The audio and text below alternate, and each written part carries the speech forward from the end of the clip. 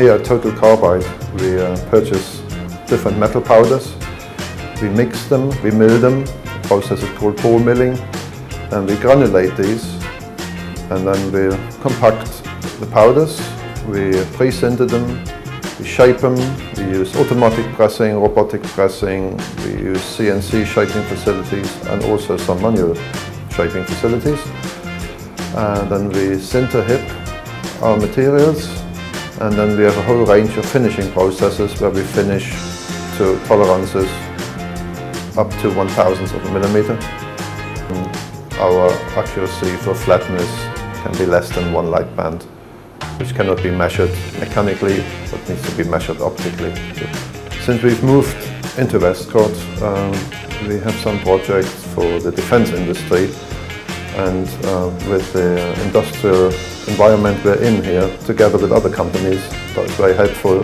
We're definitely interested to encourage a cluster for aerospace engineering, defense engineering, and engineering in general, because it goes with what we want to do as a company. Yeah, we're really pleased that we managed to secure a £200,000 contract for Rolls-Royce air engine supply chain. So when you fly on holiday next time and you look at the engines, there's something in there that was made at Westcott Venture Park at Total Carbide. And we're very pleased because it's the first order of that size that we have from the aerospace industry. Definitely it is an endorsement of the quality that we're able to deliver, and it's an endorsement of the stability of our process.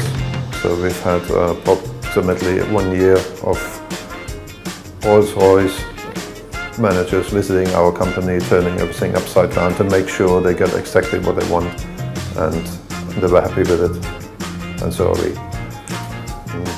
Total Carbide was bought by approximately 10 years ago by a group of companies, and they disposed of the land, and so we knew that we had to leave in 10 years' time. And towards the end of that period we looked where to move to. So Westcott was the only site that had, at the time when we were looking, I had enough water supply because of the system hydrants, because of the rocket propulsion, to be able to cool our furnaces. Westcott had also enough electricity, and the owners of Westcott have put us a substation next to the company to satisfy our electricity demand.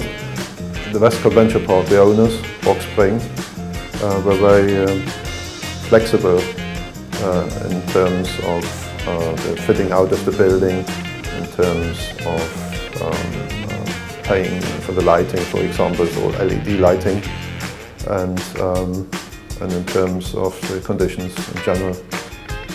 It is a good idea to come to Westcott Venture Park because it's a very pleasant environment.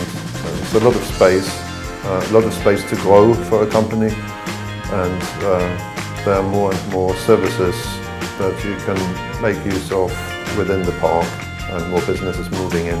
Other benefits in the site are that Westcott is located between Aylesbury and Bicester, and so we have access to the workforce because they're both still engineering towns. Since we've moved to the new site, we've employed 4 apprentices, 2 per year, and I intend to carry on with that. I also have a partnership with the local training college, ATG, where I provide information and lecture in spring this year for a program that's called Engineering the Future. I think we are a driving force to improve the quality of engineering in this area. A very exciting place to be for the future, and it also has a good exciting history, which is good when you want to tell a story to the aerospace people. And you say this is the hangar where the Wellington bomber space station, so they feel as if they have something of their own in the company.